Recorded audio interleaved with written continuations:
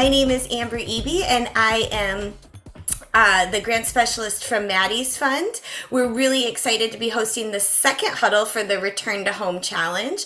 And as you know, starting on October 1st, we are encouraging animal shelters and rescue organizations who handle stray, lost, at-large dogs and cats to elevate return to home by creating a culture of return to home within their organization and community. We are proud to say that we have close to 200 organizations signed up, along with 17 national organizations as partners, and we will be awarding $300,000 in grants, thanks to Maddie's Fund, Michelson Found Animals, and Petco Love. So today is going to be just like last week. We're going to have 20 minutes of presentation time, followed by 30 minutes of live Q&A. Everyone is muted so we can hear our speakers. Once the presentation has concluded, we'll open the Q&A session. And you can ask your questions either by unmuting and asking your question, raising your hand, and me or one of the fabulous Maddie's Fund team members on this call will call on you, or you can type your question in the chat when you have them. All right, and finally, we will be recording this session. The session will be posted on the We Foster Challenge group on the Maddie's Fund Pet Forum, as well as the webpage if you or anyone on your team would like to view it again. So wanted to say welcome to everyone one more time. It looks like we've got folks from Albuquerque, South Carolina, Chicago, Palm Valley, Tri-County, so really all across the country so far. I am super excited today to be joined by Gina Knapp from Michelson Found Animals. I'm going to introduce our speakers, and then Gina will be moderating the conversation. So today we are also joined by Scotty Graham of Oakland Animal Services. Scotty is Oakland's first employee dedicated solely to building the Return to Home program. When Scotty isn't educating as many people as possible about lost and found tips and prevention, they coordinate the Foster Finder program, track down potential pet owners, and improve protocol. So welcome, Scotty. Joining us as well today is Stefani Buzzard from Contra, Costa Animal Services. Stefani is the volunteer coordinator at Contra, Costa Animal Services, a municipal facility in the East Bay, San Francisco area. She shares her home with her husband, a dinosaur-obsessed 3-year-old, who probably would love to talk to our director, who's also dinosaur-obsessed, and a very silly 1-year-old boxer pup. While she is a self-proclaimed cat lady and fosters kittens often, Stefani recently restarted rehabbing baby possums for a local wildlife organization. So I think we might need to have Stefani back for a whole nother call about the baby possums. And finally, last but not least, we are joined by Aldwin Roman, CAWA, from Charleston Animal Society. Aldwin Roman joined Charleston Animal Society in 2013 as Director of Anti-Cruelty and Outreach to develop and implement the cruelty investigation and intervention programs. Now, Vice President of Operations and Strategy, Aldwin oversees all programs and services delivered at Charleston Animal Society and provides the strategic analysis and support needed to guide one of the most successful animal welfare organizations in the country. Before his anti-cruelty work, Aldwin has also developed the most comprehensive community outreach programs in South Carolina, helping support pets and families they both love in urban and rural underserved communities. So welcome, Aldwin. Lots of great expertise today. I am going to turn it over to Gina to get the conversation started. Welcome, Gina. Thank you, Amber. Thank you, everybody, for being here today. So nice to see so many faces. Hi, Scotty. Haven't seen you in a long time. You're still there. That's great. Today, we're going to talk about return to home policies, which should be interesting, lost and found techniques, and what do we market to our community, which is one of my big passions, and essentially what kind of technology are we using to improve the work that we do and engage our communities. So why don't we start with Stefani, who I've not seen since she interviewed for this position, from Contra Costa. Stefani, where are you? Here I am. Hi, Gina. Thanks, everyone, for having me. Thanks, everyone, for joining. So I'm just going to dive right in. I've got 2 things that I wanted to share with everybody. Digitizing our lost and found reporting system and our use of QR codes, particularly with the new pet license tags that we're using with the QR code there on the back. So I'll talk about these. But first, I suspect a lot of you are already doing this, but early on in the pandemic, we digitized our formerly paper lost and found reports and binders. Prior to that, we were kind of the hoarders of information. The paper reports were collected, but they were only available to share during business hours. Even though we had a team of volunteers helping, they couldn't really cross-reference every report to every animal every day. So we here at Contra Costa Animal Services use Chameleon as our sheltering database. The digital reports are collected via Pet Harbor, and it's a one-time push of information from Pet Harbor to our database. So it did take some time initially to develop a process that really worked for us, but by putting these reports online, it allowed instant access for our community members to see the stray animals that are in our shelter, but also the animals that are found by the public who don't come to the shelter. And they can also view reports of animals that are lost. If they found a pet, they can immediately make those matches. Now they can see those reports on days that were closed for business, on holidays, and in the middle of the night if needed. And they can upload a photo when submitting a new report. So once a report is submitted, the reporting party starts receiving emails, and those emails have animals that match the description of the pet that they reported.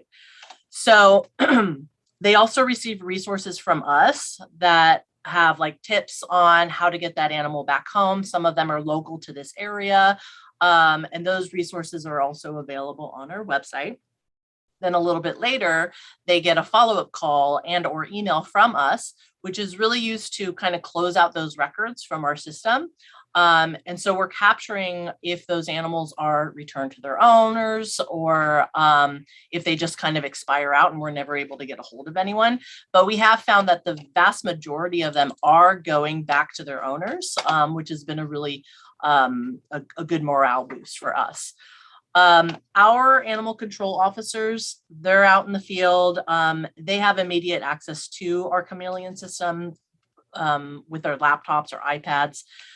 So in addition to scanning for a microchip, they can also check our lost pet reports and potentially give those animals a ride home without ever having to bring them in physically to the shelter. Since the reporting system is online, we've been directing more people to our website where they can search for the lost and found animals. They can file those reports and find additional resources. And to help drive traffic to our website, our marketing team has created a sort of a suite of postcards with QR codes. So I know it may not be the case for every corner of the country, but here in the Bay Area, we are seeing more and more use of these QR codes. Some restaurants use them. You just scan the QR code. You don't even get a physical menu anymore. And I know some shelters are using QR codes to place on the kennels so visitors can access more photos and more video of the available animals. So typically you use a smartphone, you scan the code, and it takes you directly to any website, video, document, pretty much anything that is hosted online somewhere. And QR codes are super easy to create, and best of all, they're free. So I did want to share screen briefly, if that is possible. So hopefully you guys can see my screen here. This is just our website. So I'm using Google Chrome right now, but I wanted to show you how easy it is to create a QR code. I just open any page of our website and all I'm doing is right-clicking on the page. And with Google Chrome, here it is, create QR code for this page. Bam, there it is, super easy. You download this image. This shows you the link that it will take you to. And it's as easy as plugging in that image onto a poster that you can have at events or a flyer that you can hand out to people. If somebody's going to go home and file a lost pet report, you can give them this flyer and they can just go do it in their car or in the shelter before they even walk away. So QR codes, super duper easy to use, easy to create. And again, best of all, they're free. These are the little flyers that we've created. Just really basic info. You know, it's got the QR code and just a couple of kind of what you're going to find when you follow those QR codes. So that kind of brings me to our partnership that we've developed with pethub.com. Pethub.com, I don't know if you guys can still see my video while I'm screen sharing, but pethub.com is a really great new resource. There are a couple other companies that are similar, but we use pethub.com as a tag that has replaced our engraved license tags. I'm trying to stop sharing. There we go. So we, you know, if you provide licensing for the county or for, you know, your area, you might issue those engraved license tags. So we've replaced those with these. We send this out with all of our shelter animals. It's a new tool that links a physical ID tag to an animal's profile. So the pet owner sets up their contact information on the pet's profile by scanning the QR code on the back and activating the ID tag. That info can then be accessed by anyone with a smartphone or any phone for that matter. The QR code on the back can be scanned, but also there's a little ID number and a phone number that somebody could call. So you don't have to have a smartphone. Anyone can use a regular phone to access the contact information that somebody might set up. Oops, I'm going to share my screen again to show you. Here's my Kenji pup. This is his profile. I blacked out my phone number, but this is a typical profile. It is free. It's really easy to set up. Our clerks will often help people kind of figure it out if they're not familiar with it. But you know, basic information. It has my contact info. It has an alternate phone number. You can have a third phone number if you wanted to. But while this general profile is free of charge, there are, of course, some premium services that owner can purchase. The coolest one, in my opinion, is their found pet GPS reporting. So if a pet gets away and they have this ID tag on them, and somebody finds that animal, it will actually alert the pet owner when the tag is scanned and provide an approximate location where the pet was scanned. So really cool state-of-the-art stuff going on. So we started doing this a little bit ago, and you know, I think it's really great. It's fairly easy to educate people about this program. It's easy to use, easy, free. All that being said, I do think it's worth mentioning that, yes, while technology certainly has its place in progressive sheltering, there's still so much value in the low-tech options that we don't want to abandon, right? We have to keep in mind and consider that our community members, some people don't have smartphones, right? Some people still don't have access to a computer or internet.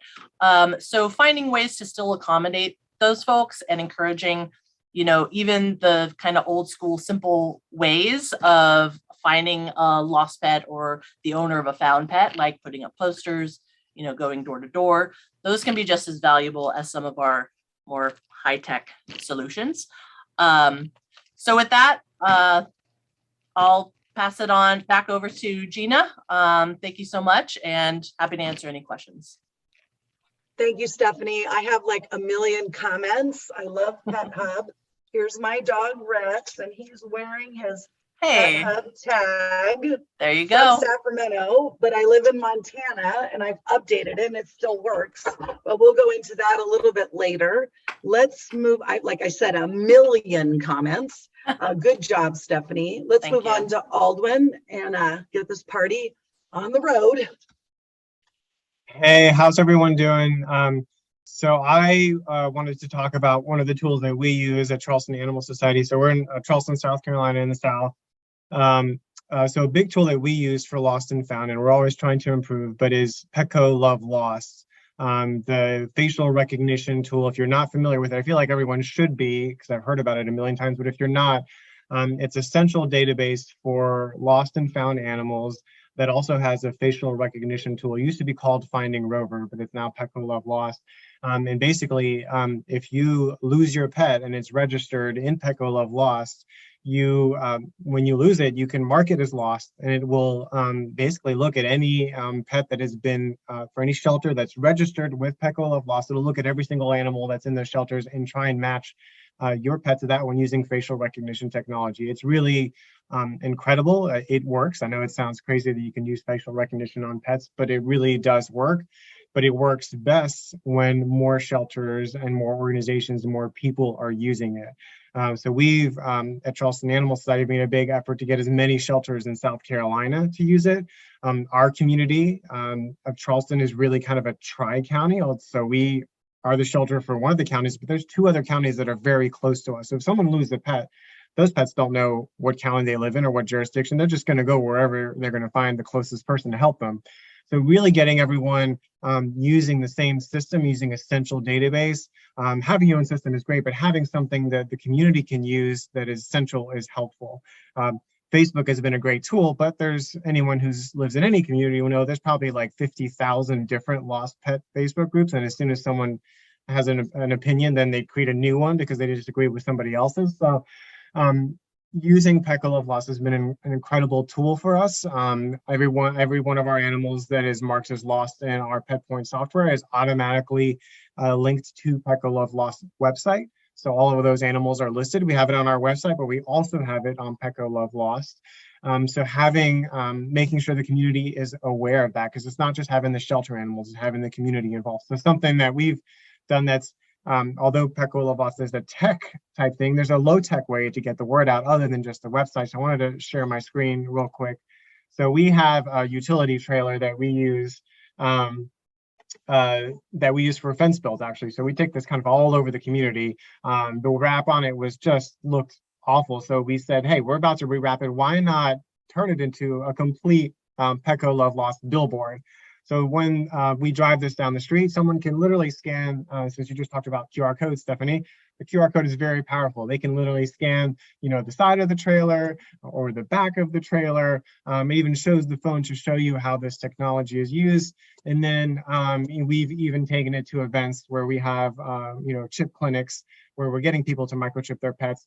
That's one good step, but also register with Petco Love Lost. The more people put their pets in Petco Love Lost, the more useful it is, not just for shelters, but also for the community members. If someone finds a pet, rather than taking it to the shelter, they'd be able to mark it as a found animal in Petco Love Lost, and someone's already registered it, and it'll automatically link them or give them the opportunity to return it. It's an incredible tool, and it's centralized, which is something I feel like is really important in animal welfare and trying to get tools that the whole community can use, and it's not just specific to an organization.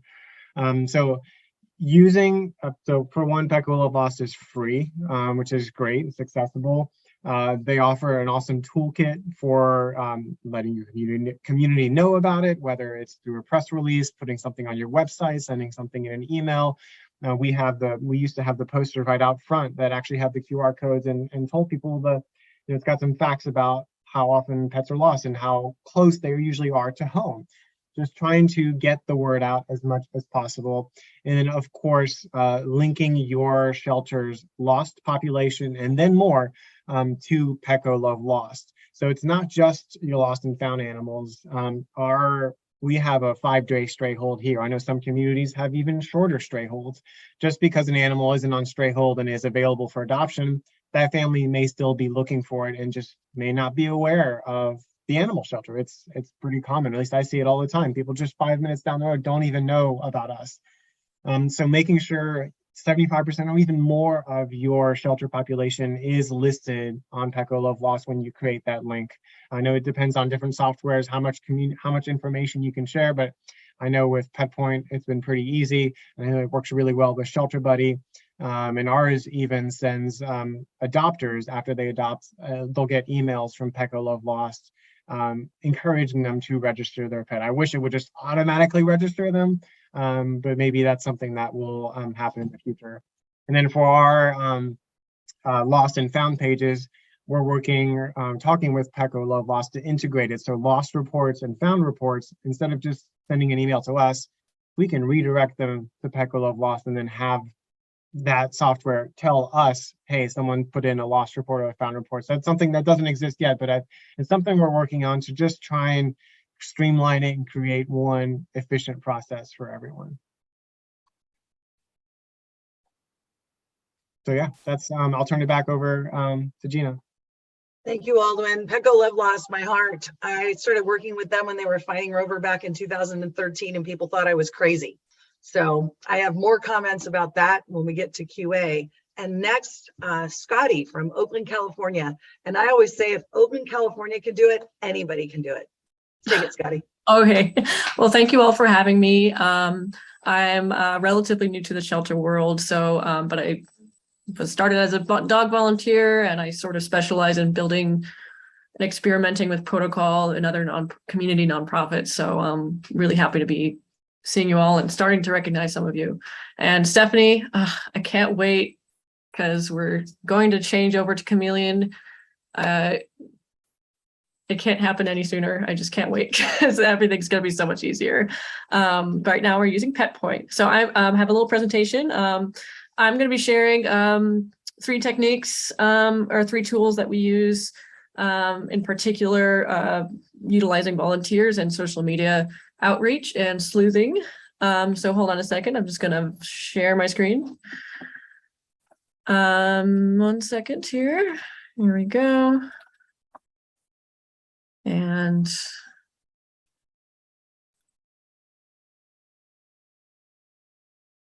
that's great. Can I present now, please? That would be really nice. Hold on a second. Sorry, guys. Something's blocking. There we go. Okay, so yes, Oakland Animal Services. Just letting you know that we already have some great return to home tools that we already had rolling before I was hired, but there was no singular dedicated employee whose job it was to focus on lost and found pets. Since I'm still a new hire, there's mountain ranges really of work still to do, but I'm happy to share some positive results that have already and stories that have already started since I've been hired and started some working with volunteers. Yes, as volunteers and other community helpers leading the way on social media. I personally am not a huge social media individual, despite being a millennial, but it's been just amazing. And I've been relying on some people that are already on social media all the time and know about TikTok and Instagram way, way more than I do.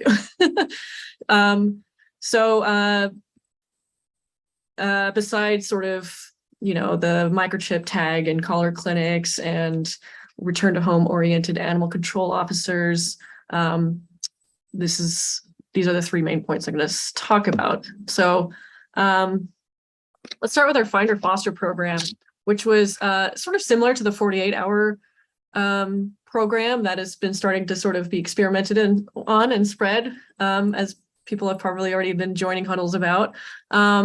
We started this pilot at the Finder Foster in 2020, and it's been building ever since, and it's still in its ironing out phases that I've started to really focus on it. And it's been great, I think, because, well, just to start off, we don't let people find foster animals if they have a microchip, even if the microchip isn't registered. So if, as you can see, of the 194 animals we've helped so far that are for Finder Foster, About 27 were returned to owner, which is actually really good. It doesn't look like a lot, but for not having a collar or a microchip, and it being dogs, cats, and rabbits, that's pretty good. And I'm still building our techniques there.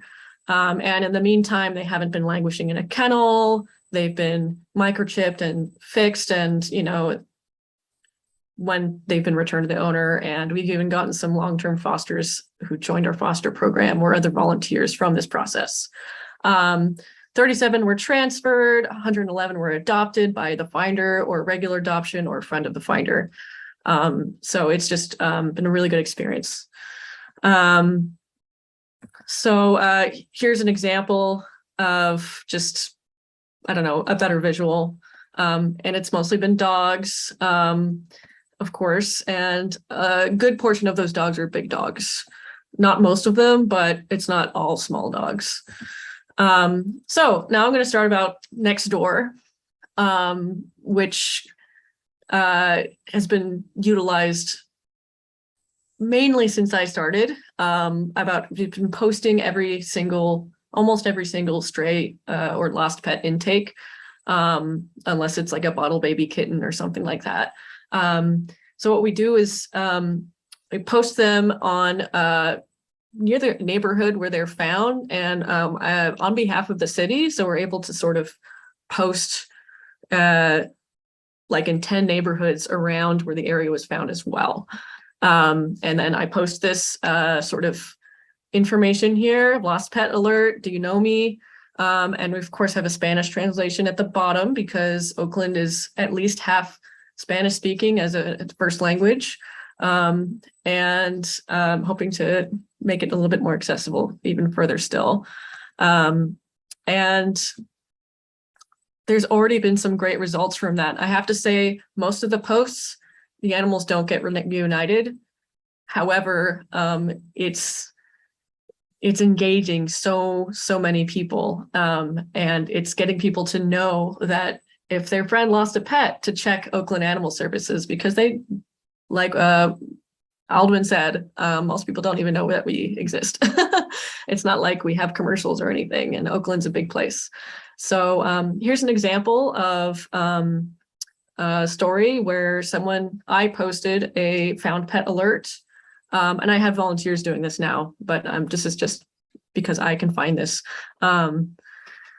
The dog that came into the thing, and then a neighbor saw that post and recognized it from a similar post around the neighborhood, and I was able to email them directly telling them to come to the shelter as soon as possible. And there they are, reunited. And it was another happy story to post on Instagram. So yay, it's not just all please adopt me. This is also, hey, we reunite animals, by the way. So of course, this is just engaging the community, and here's some examples of people actually liking these posts. It's not just another city sort of announcement. It's really good for outreach. And you can see the amount of impressions even, and it just sort of builds.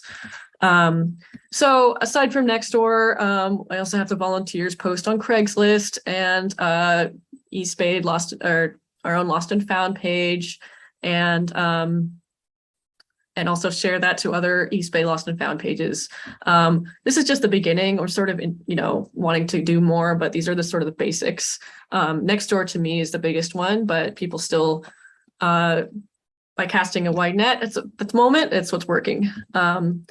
I have this is just this, you don't really have to pay too much attention to this, but this is a little spreadsheet I made to sort of track what we post and for the volunteers to know which place we've posted and which animal we posted and when.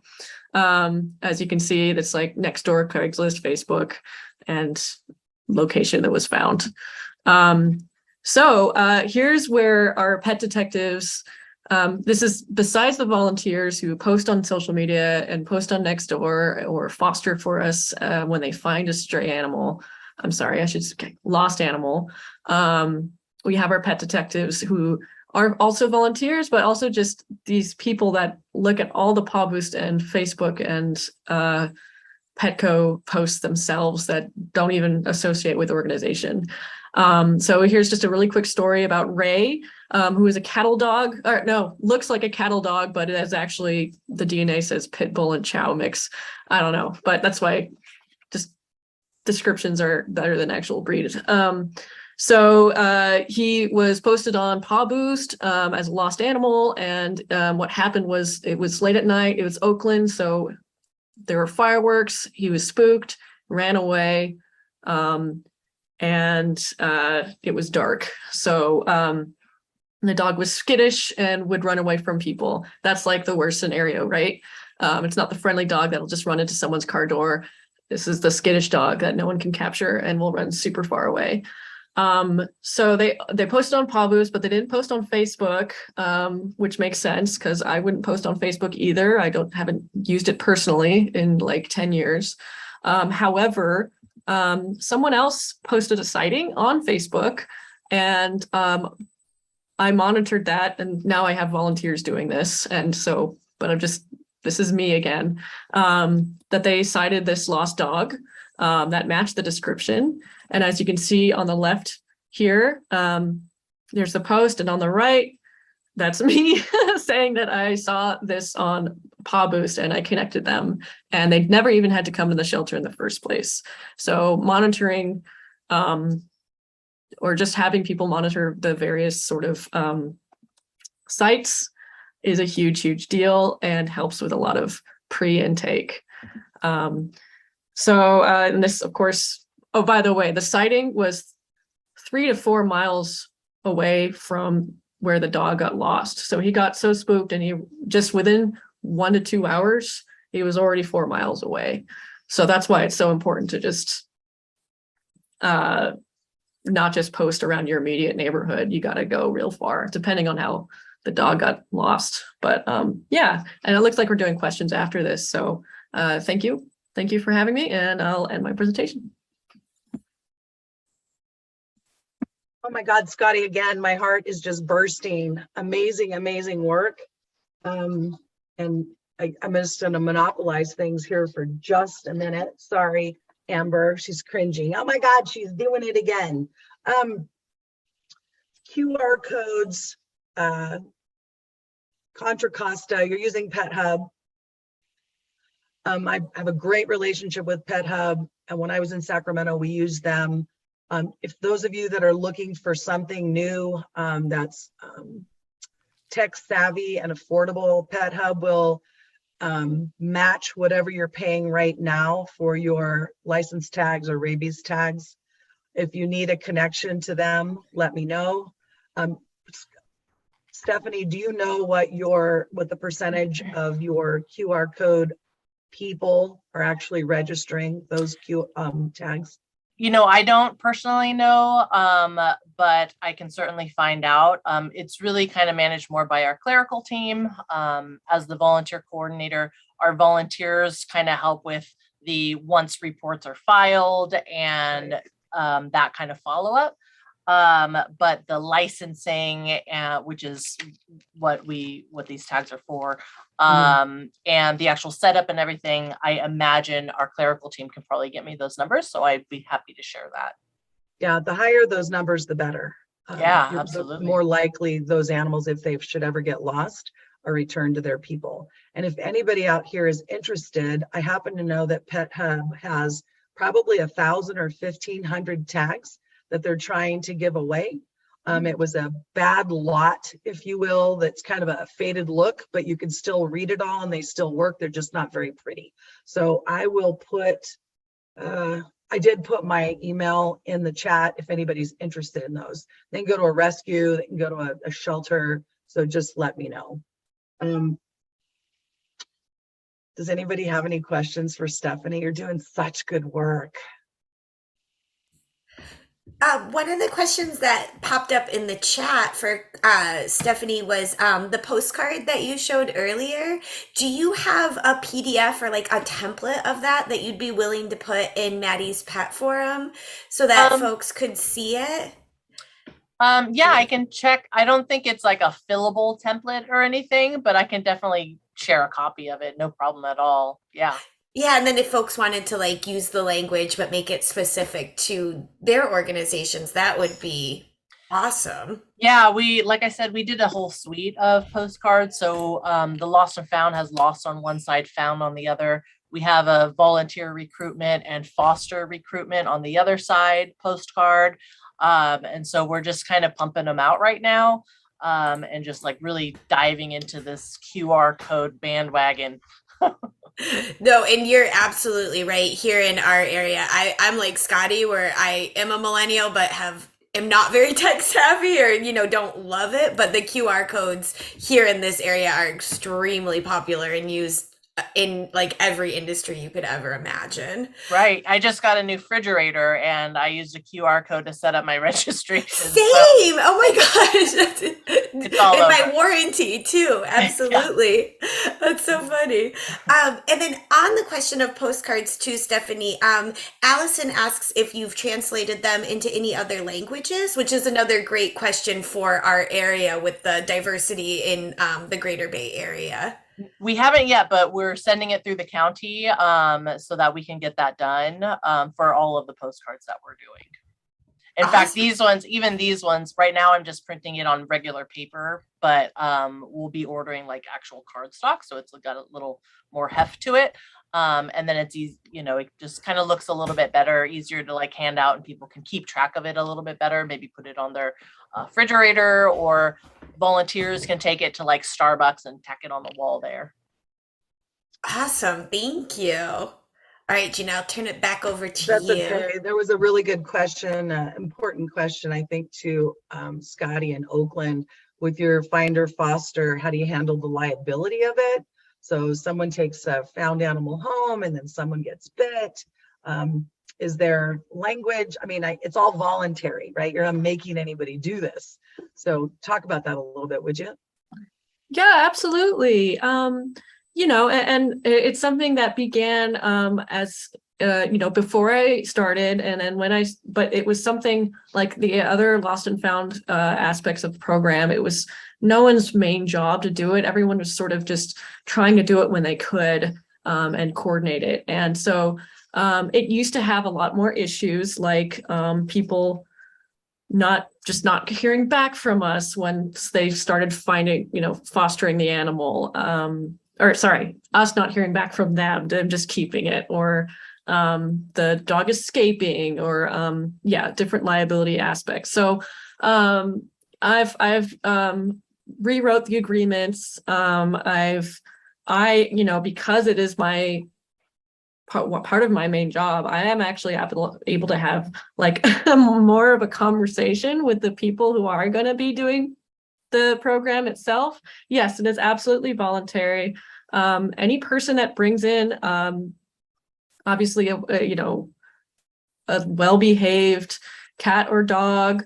One of the questions the public service representatives asks is if they would like to continue fostering the animal while we search for the owner. And if that's a yes, then or if they want to know more about it, I often try to come out to talk to them if I hear what's happening, because I'm behind in the office. But so they have to bring the animal to the shelter first, so they can be registered, and their animal can show up on our lost and found page. We also give it its shots and do intake and all that stuff. And in the meantime, we have the finder foster fill out a little form so that I have their number, and they read some basic frequently asked questions. And then they sign a couple of agreements. One is a foster agreement and one's a medical agreement. So like if the animal has any emergency things, like they have to go to either come back to the shelter or call me or go to a very specific hospital that we work with. But I talk them through it because, agreements, if they're written well, are just not, you don't want to, you're not expected to absorb it all right away. So I have a conversation with them.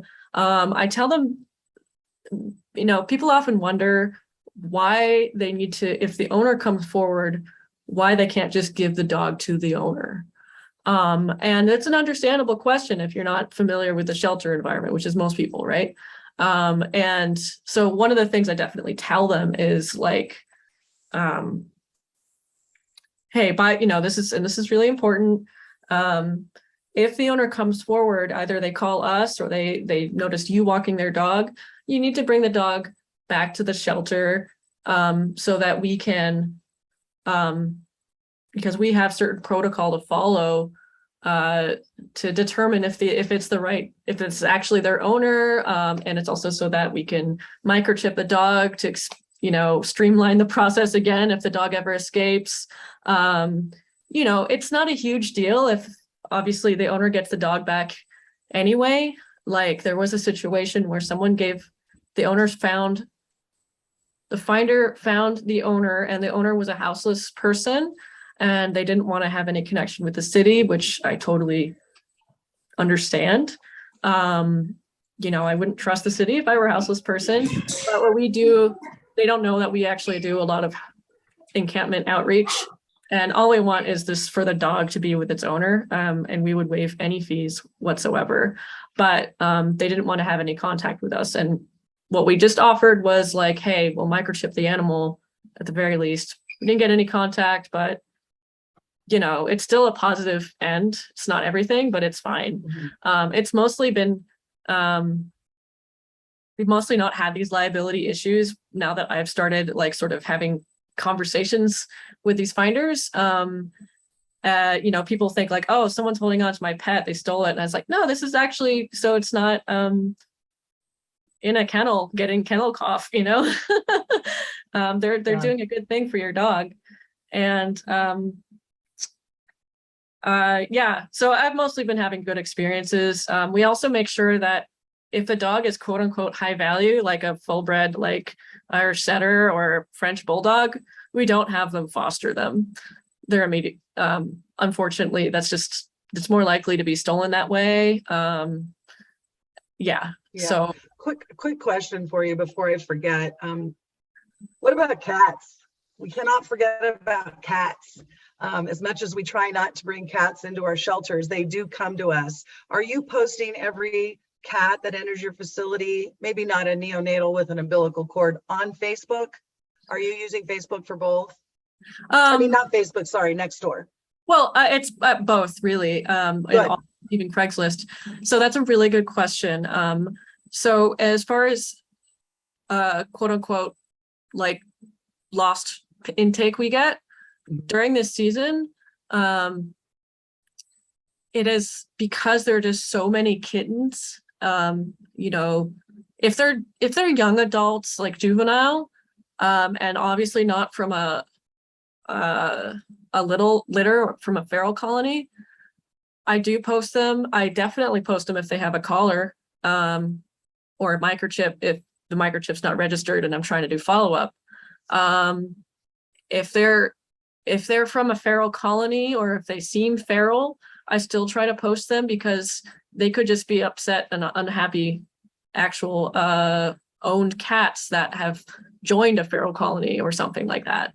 The colony manager could be looking, because there are plenty of people that would miss a cat. Yeah, but I basically don't do the kittens. Unfortunately, I cannot, I don't have the bandwidth. Also, just reality wise, if you're on Nextdoor, you're just going to be seeing a spam of just 100 kitten posts and that's not realistic, and they're going to stop paying attention. So quick question. I think Sacramento, when I was there, we were the first shelter in the country to use Nextdoor, and I'm a huge fan, and it works incredibly for a variety of other reasons, not just getting animals back home, but just like awareness, donations, all those things. I'm presuming Oakland has a government account for Nextdoor, correct? Yeah, so we are posting on behalf of the city of Oakland. So here's the thing, on Nextdoor, you have to be subscribed to the City of Oakland announcements in order to see them. Not everyone is. So, that's why it's important that a neighbor sees it and then knows that another neighbor is looking, that doesn't see those posts.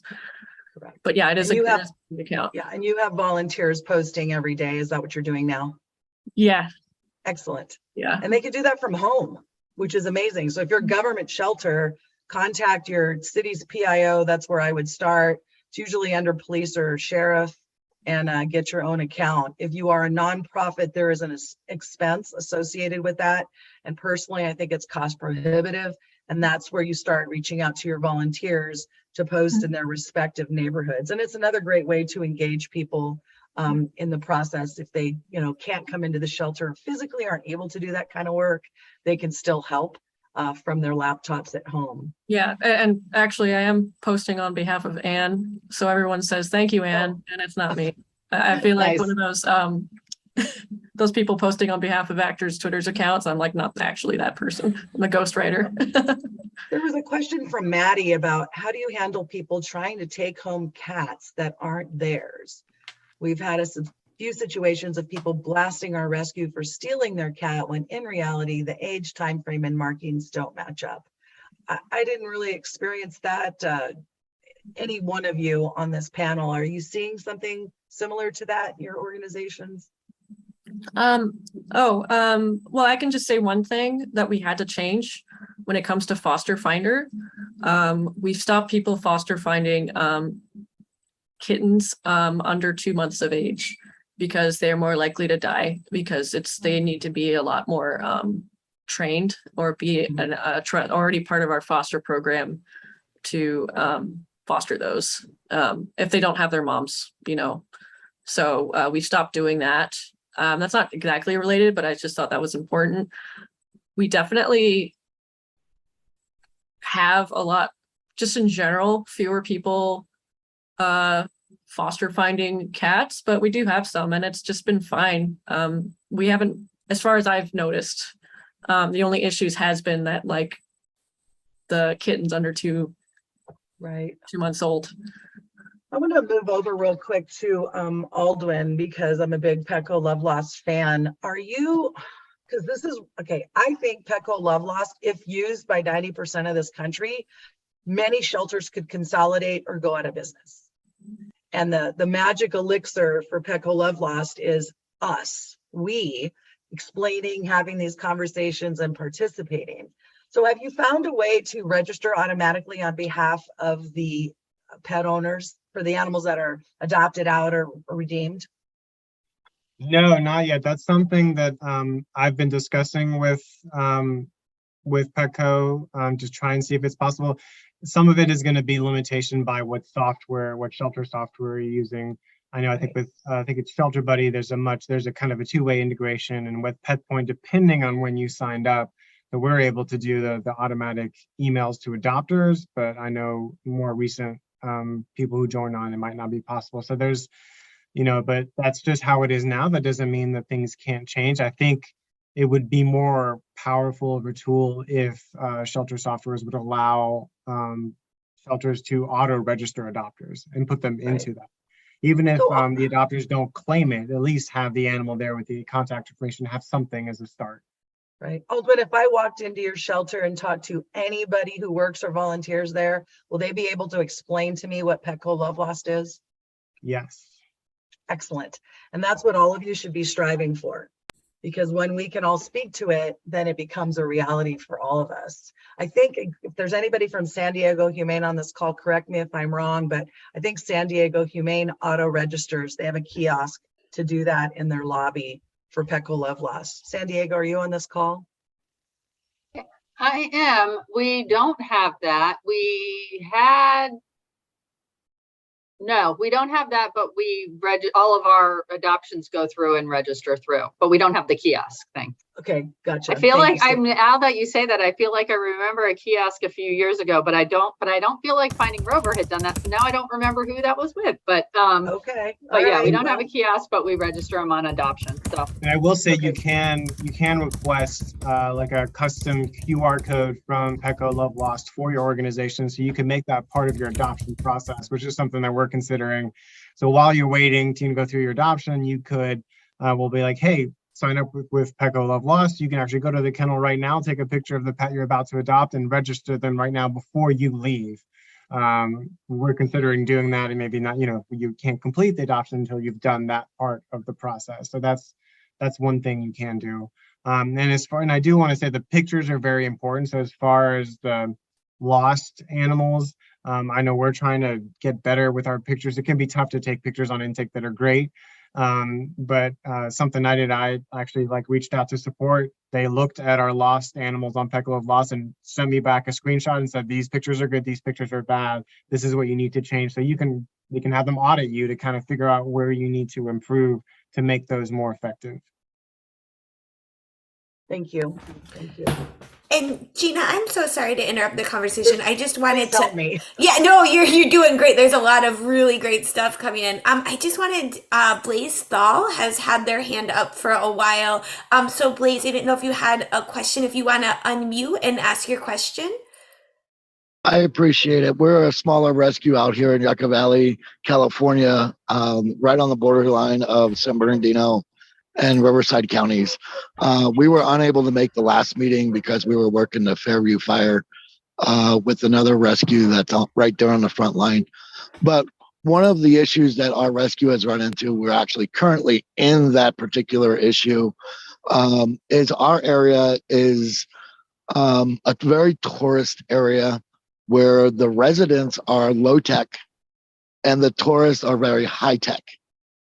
And one of the issues that we ran into is one of the residents here had recovered a couple of huskies that we brought into our rescue, that we currently still have, that we decided, you know what, it's just time to find a new home for these particular dogs. They were microchipped, they were registered. I had to sort through almost about 15 different companies that were registered under these microchips. May they be rescues, may they be shelters, may they be private individual people, because these dogs have transferred hands so many times and have been registered through different microchip registration companies, not just the original microchip company. Our program uses freepetchipregistry.com, which is a great low cost, free, obviously. And we auto register all of our adoptees through this program. But what does, and our local shelter here has been zero help to us on these two particular dogs, because there have been so many registered organizations and registered owners for these particular dogs. What would you guys recommend at this point? Because Blaze, we've tracked down every single person involved. Yeah. Blaze, maybe you and I could talk about this offline. I'm happy to help you. Did you grab my email in the chat? I'll put it in again, and I can help you walk through that. It can be very frustrating and not horribly unusual, but I'm happy to help you. I appreciate it. Thank you so much. Thank you. Can I just add something kind of similar to that effect? Sometimes I, question the best programs for us to offer our adopters, because we have pet love lost, asking them to sign up for this, and then this other thing, and then this other thing over here, and then, oh, this thing will be really helpful. It's difficult to really know what the most effective and efficient and accessible programs that are out there. And, I don't know if anyone else has kind of struggled with that or has any thoughts on that, but, obviously there's new programs that are being developed and coming out all the time, like facial recognition and, all these other things. So just wanted to kind of throw that out there and see if anyone else had anything to comment on that. Stephanie, that's a really great point. And in my perfect world, every animal in America will be registered on Petco Love Lost, period. Mm-hmm. Every animal will wear an external telephone number, no naked animals in America.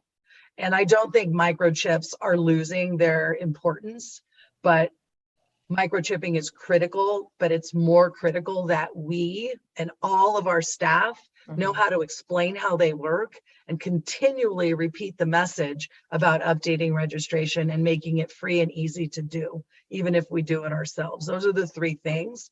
I hope that I see Petco Love Lost be like number one before I die.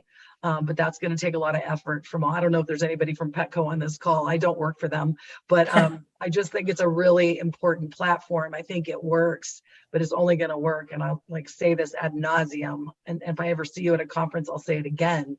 We all need to be using it and sharing how it works with people, or they won't use it. It's kind of like the seatbelt, right? It took, I don't know how many years in the United States, 16 years for most Americans to wear a seatbelt. So we need to continue to focus on that messaging and reinforcing it. Oh God, Aldwin, I think smartphones should scan microchips. And I've been talking about that forever to Dr. Michelson, because he was, you know, the big man that, you know, made microchips a thing in America. But I think it's still pretty cost prohibitive. But yeah, I'm with you. I also think that anybody should be able to scan a chip and get owner information, that we don't have to go through a third party. I feel very strongly about that. If you don't want your phone number and your address on there, then don't do it. But I certainly would. Yeah, I think I agree. It's just like with Petco Love Lost and doing that, it's empowering the community to be the return to home instead of relying on shelters to do all this work. Absolutely. I think that is a great note to end on. And anybody who has those tech connections, spread the word. We get emails all the time as people saying like, we want to help. We want to help. I'm like, oh my gosh, like, yes, please, let's make smartphones be able to scan for microchips. That would make all of our lives so much easier and more interesting too. So I'm going to call Apple. Please call them directly. Tell them this is Gina Knapp. They'll let you speak to the people right away, I'm sure. Right away. Well, and everyone, if you had a question in the chat and it didn't get answered today, I'm so sorry. This was really great, very vibrant conversation, and I would encourage everyone to continue it on Maddie's Pet Forum. I want to say thank you so much to Aldwin, Scotty, and Stefani for taking time out of their day to join us, and Gina for moderating, and for all of you for joining us. We really hope to see you back here next Wednesday, which is the 21st, again at 12 p.m. Pacific time, 3 p.m. Eastern time. And next week, we are going to be talking about a culture of return to home, an organization working within the community to facilitate return to home. So more good stuff. And remember, if you or someone on your team couldn't attend today, to watch the recording. Thank you so much, everyone. Please take good care. Thank you for all you do, and we'll see you next week. Have a great one. Bye, everybody. Thank you.